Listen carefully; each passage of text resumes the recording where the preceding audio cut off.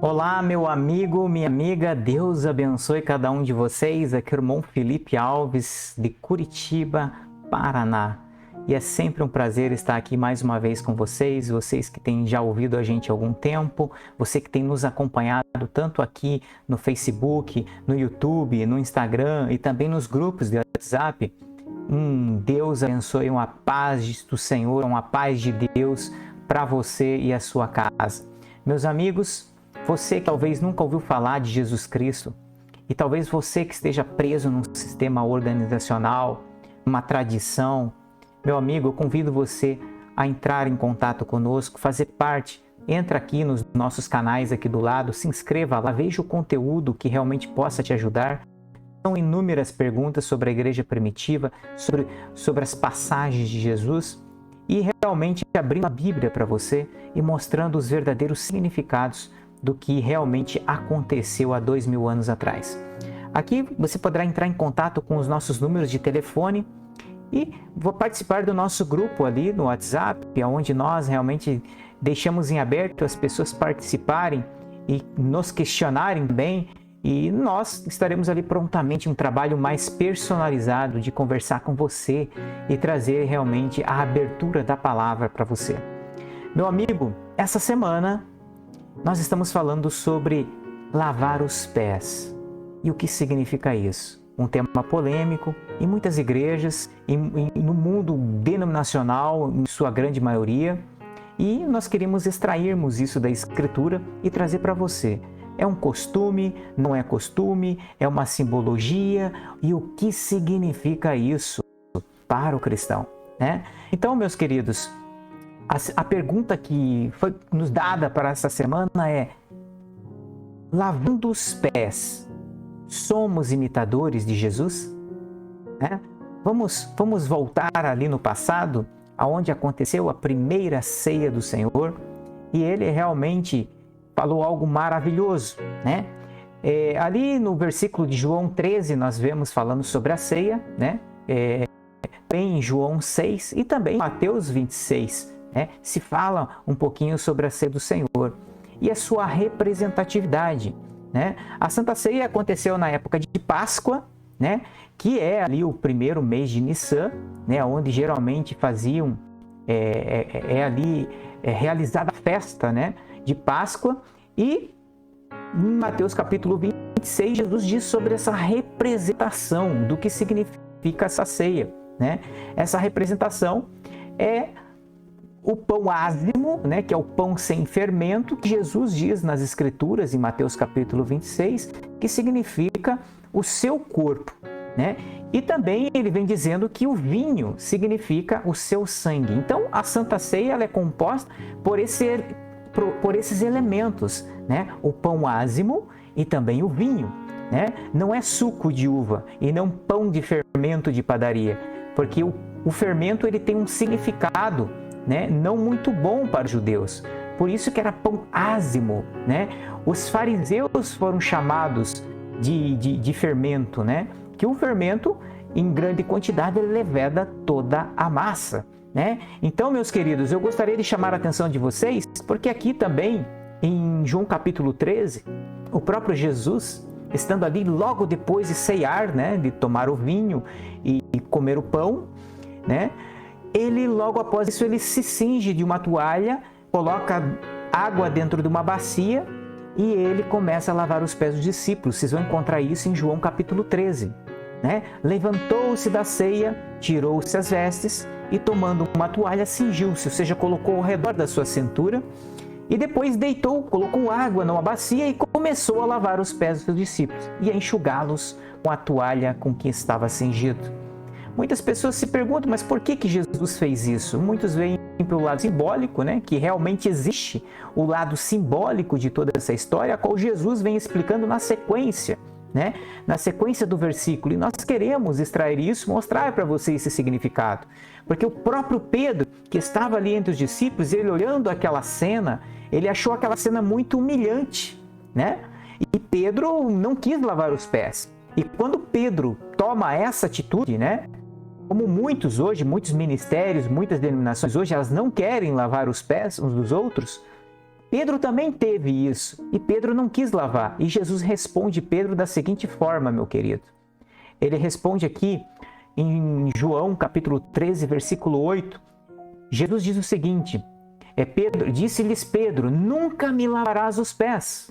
Mas respondeu Jesus para ele, se eu não te lavar, não tens parte comigo. Então isso, meus caros, nos faz lembrar de outra passagem de Jesus em João capítulo 6, que o próprio Jesus começa a falar que quem não bebesse do seu sangue, quem não comesse do seu corpo, não teria parte com ele. E muitas pessoas, muitos discípulos que seguiam ele, simplesmente chamaram ele de vampiro, que ele estava fora da cabeça, e muitos saíram, né? Deixaram de seguir a Jesus Cristo por causa dessa afirmativa, né? Mas Pedro, quando Jesus fala isso para Pedro, agora a gente vê Pedro ali falando assim, não, Senhor, mas se for então para lavar os pés, se for para ter partes contigo, eu me lavo o corpo inteiro, me lavo a cabeça, me lavo o corpo inteiro. Pedro já queria realmente ser cheio, ter muita parte com Jesus Cristo. Mas Jesus, na sequência, meus amigos, ele diz que não precisava de uma lavagem como muitos pensam, que era para lavar os pés, para tirar sujeira, para limpar os pés. Não era isso que Jesus estava fazendo naquele momento. Não era isso. Era uma simbologia, era uma humilhação, é um estado de humildade que Jesus estava falando.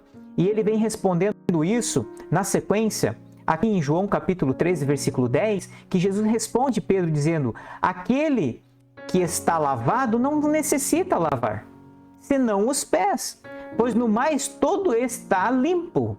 Ora, vós estáis limpos, mas não todos. Então aqui, não todos, o próprio Jesus já está dizendo, na sequência ele vem dizendo de Judas, mostrando que essa limpeza era de coração, né? Que essa limpeza tinha que vir de dentro para fora.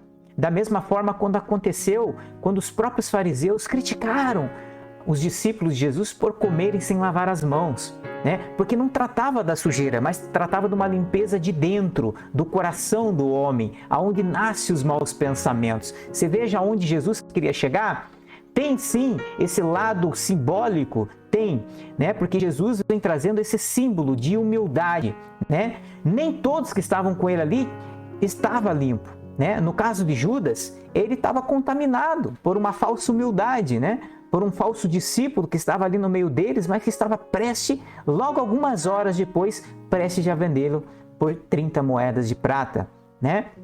Mas não podemos esquecer que em João capítulo 13, versículo 14 em diante, Jesus pede para que os discípulos repitam esse ato, né? Aqui em versículo 14 ele diz, Senhor e Mestre, se eu sou Senhor e Mestre, vos lavei os pés, vós deveis também lavar os pés um dos outros, porque eu vos dei o exemplo, para que como eu fiz, vocês também façam. Façais vós também. Então, está muito claro, você ouvinte, você que tem nos ouvido aí do outro lado, está muito claro que Jesus pediu para que fosse repetido esse ato. E há aqueles, meus amigos, que defendem a tese de que isso era um costume judaico. Isso é verdade, irmão Felipe? Sim, existia sim o costume judaico de lavar as mãos, né, antes da refeição, de lavar os pés, no caso dos sacerdotes ali no Antigo Testamento, era necessário que o sacerdote se purificasse antes de entrar no Santo dos Santos, né? E também, quando você entrava na casa de alguém, quando se chegava, era um sinal de hospitalidade, de humildade, de hospitalidade, de ser bem recebido. Quando você entrava na casa de alguém, as pessoas que bem te recebiam, elas pediam para que você lavasse o pé, ou ela mesma lavava o pé. Em algumas casas, de acordo com a sociedade da época, tinha um escravo ali que também lavava os pés, dava talvez um manto, uma roupa ali, uma vestimenta para que fizesse parte da mesma festa com a mesma roupagem. E também tinha os casos de colocar um óleo, né, para trazer um certo cheiro, um aroma mais agradável a todos aqueles que fossem convidados. Então era assim, tinha esse sinal de hospitalidade como símbolo de se lavar os pés entre os judeus, né? Às vezes ali quando chegava antes de adentrar a casa, tinha ali um escravo, tinha umas toalhas, bacias, roupas ou mantos, né, para que aquele convidado usasse e óleos e iguarias. Isso sempre existia, né? Isso sim eram, mas nós também vemos isso como prova de que isso era um costume, né, na própria passagem de Jesus na casa de Simão, né? Quando vocês verificarem aqui em Lucas capítulo 7, versículo 44, aquela mulher que entrou ali na casa e começou a lavar os pés de Jesus, né? E enquanto ela lavava, o próprio Simão, Pedro, o próprio Simão ali começou a pensar, será que ele, sendo um profeta, ele não sabe quem é essa mulher? E Jesus realmente voltou-se para ele e falou assim, olha que interessante isso, meus queridos. Ele voltou aqui e disse, entrei em tua casa e não me deste água para os pés, mas esta regou-me os pés com lágrimas e os enxugou com os cabelos de sua cabeça.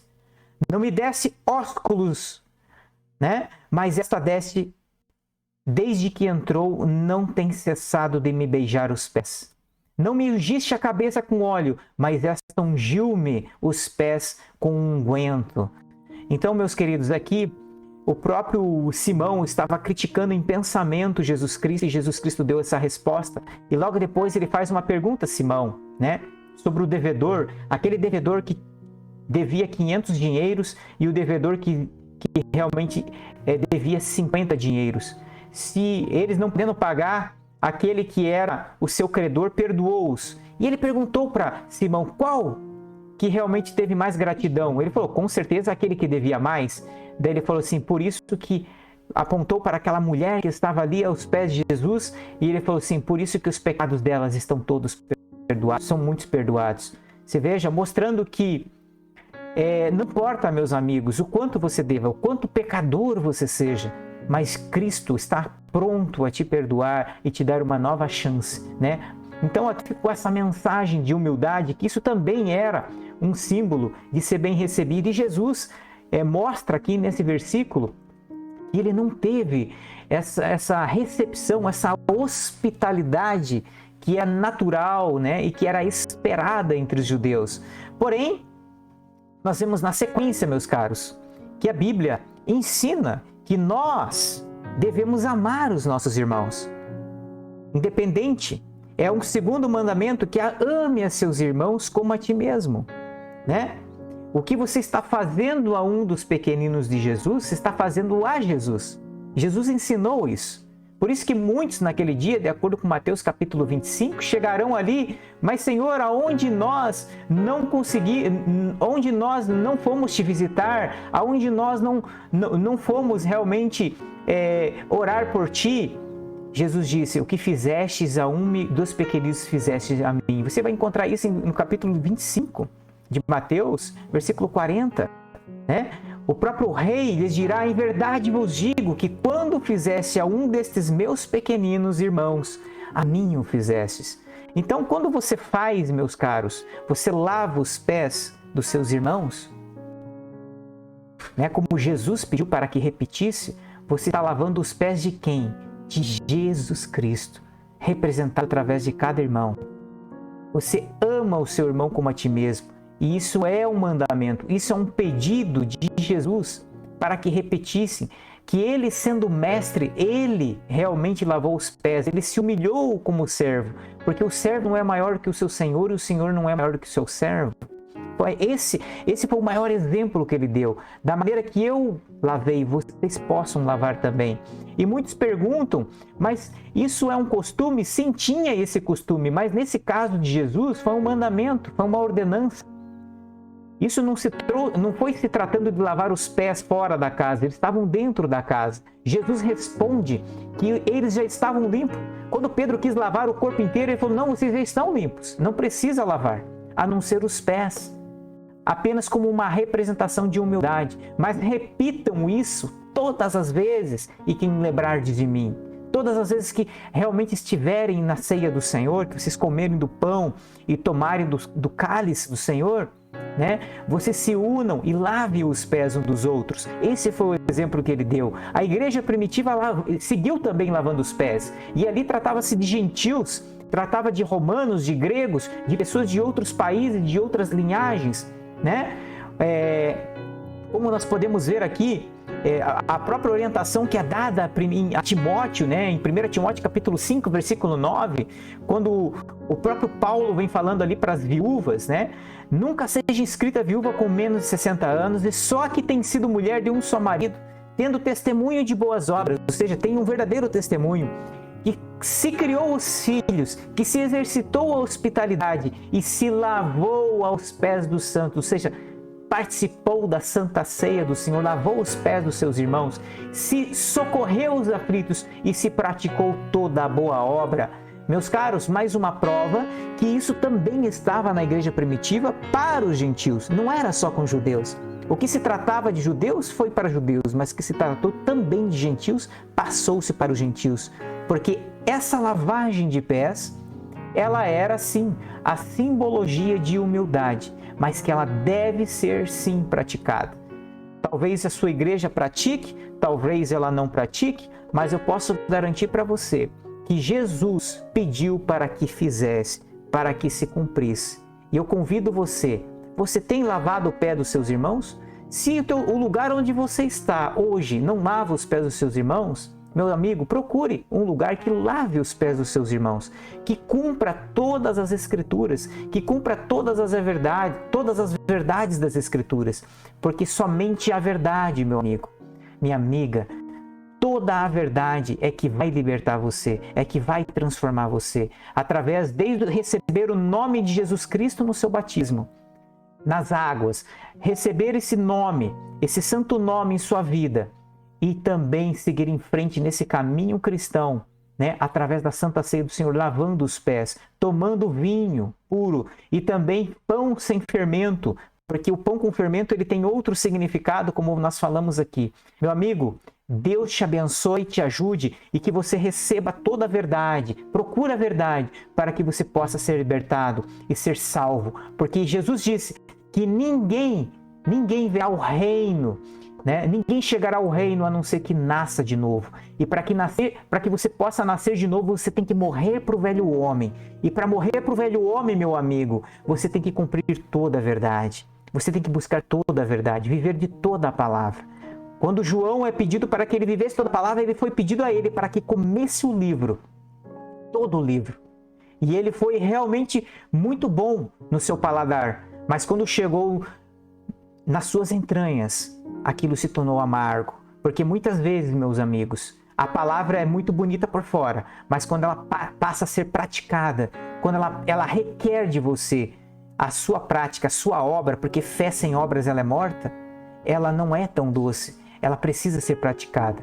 E é essa prática que te leva à perfeição, essa prática que te leva a um corpo especial, a um corpo transformado dentro do corpo da igreja de Jesus Cristo. Deus te abençoe e shalom em nome de Jesus Cristo.